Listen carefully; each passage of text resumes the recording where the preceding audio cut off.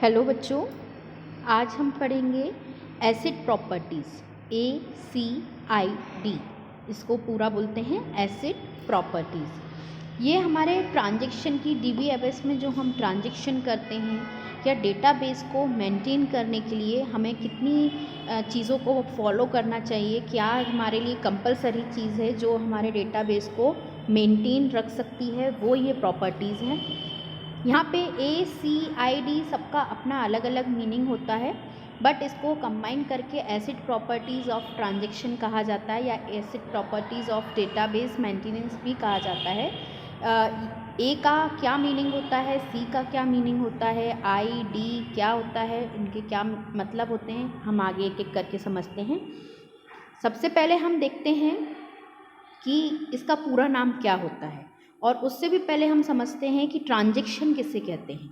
जब भी हम डेटाबेस से कोई भी काम करते हैं, चाहे हम डेटाबेस में से कुछ डेटा को ले रहे हैं या डेटा को अपडेट कर रहे हैं या क्रिएट कर रहे हैं, हर एक छोटी सी यूनिट, एक छोटा सा काम ट्रांजैक्शन कहलाता है।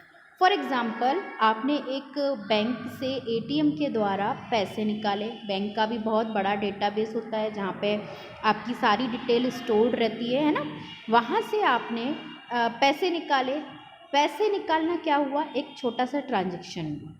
क्या आपने डेटाबेस, आपके अकाउंट जहाँ पे मेंटेन है वहाँ से एक पैसे विड्रॉल करे तो आपका ऑटोमेटिकली वो अकाउंट अपडेट होता है।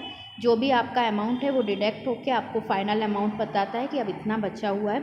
तो ये छोटा सा काम क्या कहलाता है, ट्रांजैक्शन। तो ट्रांजैक्शन किसे कहते हैं इंग्लिश में देखते हैं। A transaction is a very small unit of program and it may contain several low-level tasks. A transaction in a database system must maintain atomicity, consistency, isolation and durability, commonly known as acid property, in order to ensure accuracy, completeness and data integrity. Transaction एक programme की एक बहुत छोटी unit है और इसमें कई low level task यानी कि काम हो सकते हैं। एक डेटाबेस सिस्टम में ट्रांजैक्शन में एक्यूरेसी होना चाहिए, कंप्लीटनेस यानी कि वो पूरा होना चाहिए, डेटा इंटीग्रिटी यानी कि डेटा हमारा प्रॉपरली अपडेट होना चाहिए, atomicity, consistency, isolation and durability, ये सब मिलके बनता है हमारा एसिड प्रॉपर्टीज़, और इनको मेंटेन करना बहुत ही ज़्यादा आवश्यक है।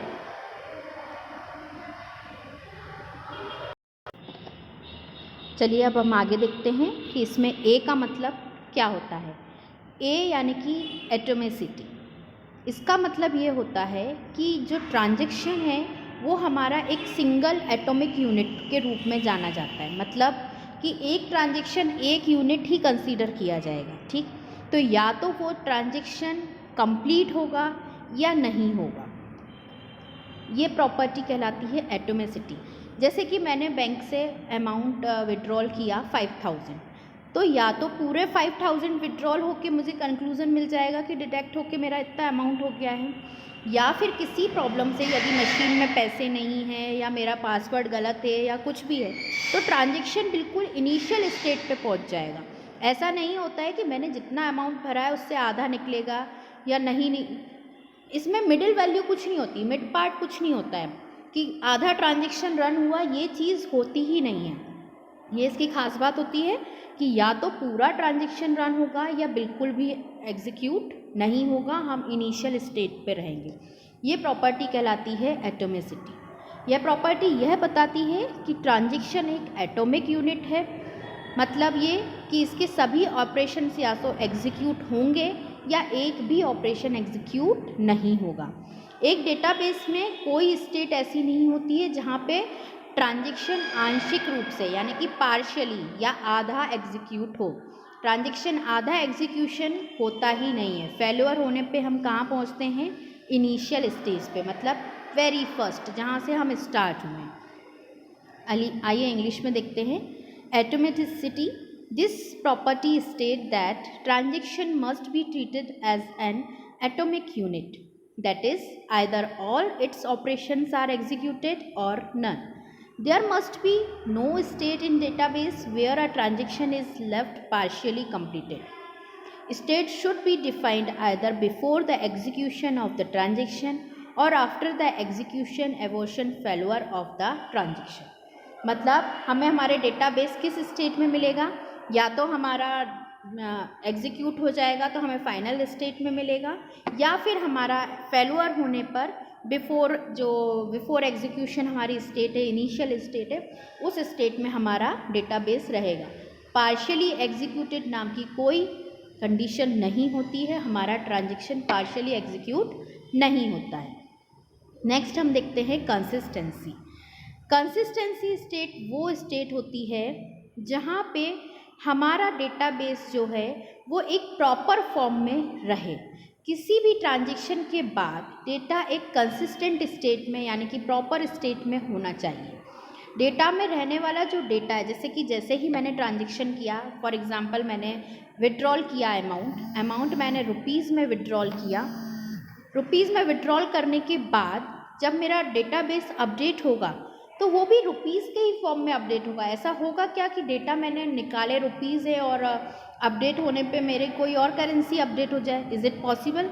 यदि ऐसा होगा तो मेरा डेटाबेस कंसिस्टेंट नहीं है, फिर मेरा डेटाबेस गलत है और वहाँ पे उस चीज़ को वो यूज़लेस डेटाबेस के फॉर्म में कन्वर्ट हो जाएगा। तो डेटाबेस कंसिस्टेंसी का मतलब ही ये होता है कि जो डेटा एग्जीक्यूशन मतलब ट्रांजैक्शन के बाद अपडेट होगा वो उसी फॉर्म में अपडेट हो जिस फॉर्म में वो पहले था, वो कंसिस्टेंट स्टेट में रहे, वो हमेशा एक जैसी स्टेट में रहे, ये कहलाता है कंसिस्टेंसी।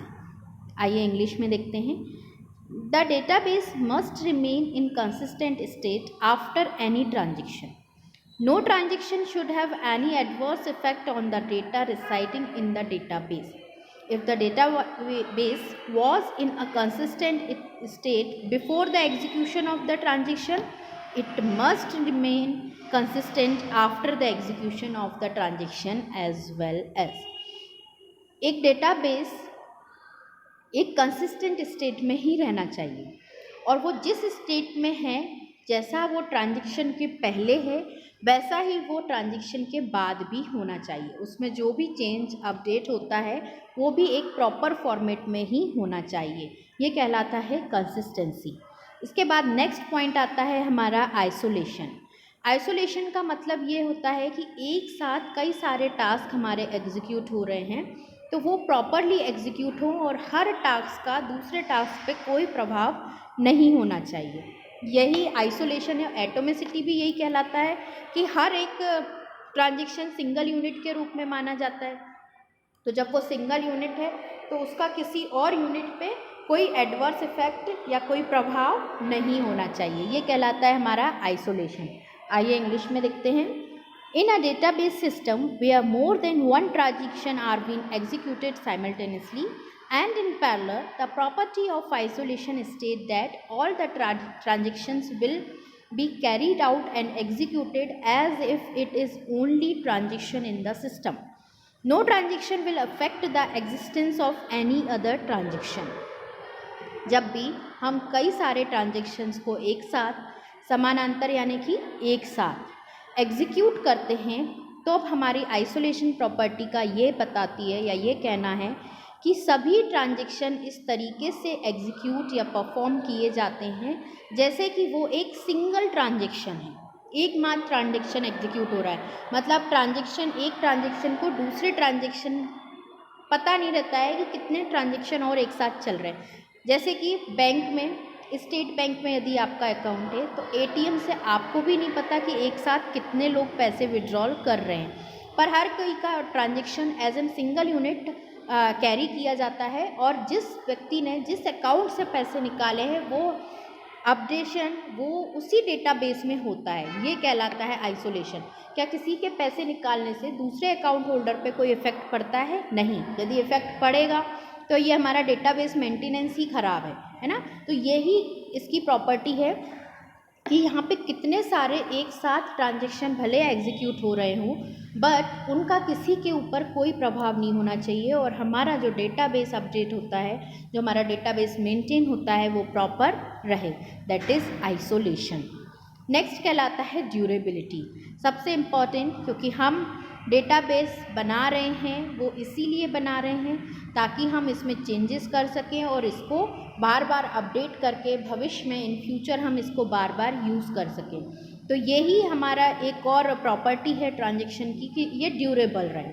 हमने यहाँ पे कुछ अपडेट किया, हमारे अकाउंट में कुछ अपडेट हुआ, तो वो फॉर लॉन्ग टाइम हो, जब तक वो अपडेट मेंटेन रहे तब तक हम नेक्स्ट अपडेट नहीं कर रहे या नेक्स्ट ट्रांजैक्शन नहीं कर रहे हैं। ये कहलाता है durability. The database should be durable enough to hold all its latest update even if the system fails or restart. If the transaction update a chunk of data in a database and commits, then the database will hold the modified data. If the transaction commits but the system fails before the data could be written on the disk, then that data will be updated once the system spring back into the action. इसका मतलब ये होता है कि हमारा database इतना strong होना चाहिए कि वो सारे लेटेस्ट अपडेट्स को होल्ड कर सके या रख सके, है ना, इतना टिकाऊ होना चाहिए। भले ही हमारा सिस्टम फेल हो, तो सिस्टम फेल होने के बाद जब भी हमारा सिस्टम रीस्टार्ट हो, हमारा जो भी डेटा अपडेट है वो तुरंत हो जाए। हमारा कोई भी ऐसा ट्रांजैक्शन जिसको हम रन कर रहे हैं पर वो मॉडिफाई कर रहे हैं, रन कर रहे हैं और किसी कारण से फेल्योर होने से वो डिस्क में अपडेट नहीं हो पाया, तो जैसे ही हमारा सिस्टम ऑन हो ऑटोमेटिकली वो चीज़ अपडेट हो जानी चाहिए। ये कहलाती है प्रॉपर्टी ड्यूरेबिलिटी। जब ये चारों प्रॉपर्टी हमारी किसी डेटाबेस में मेंटेन रहती हैं, तभी हमारा एक प्रॉपर और एक सिस्टमेटिक वेल अरेंज्ड डेटाबेस बन के तैयार होता है। तो ये एटोमिसिटी या consistency, isolation and durability properties हमारे डेटाबेस को मेंटेन करने के लिए सबसे ज़्यादा इम्पॉर्टेंट हैं, या ये कह सकते हैं कि ये हमारे 4 पिलर हैं डेटाबेस के। इनमें से एक भी चीज़ यदि हमारी लूज़ है तो हमारा डेटाबेस प्रॉपर नहीं होता है, इसको उपयोग करने में परेशानी होती है। ये कहलाती हैं एसिड प्रॉपर्टी, इनको मेंटेन करना बहुत ज़रूरी है। नेक्स्ट वीडियो में हम कुछ और नया टॉपिक पढ़ेंगे। आज के लिए इतना ही। Thank you.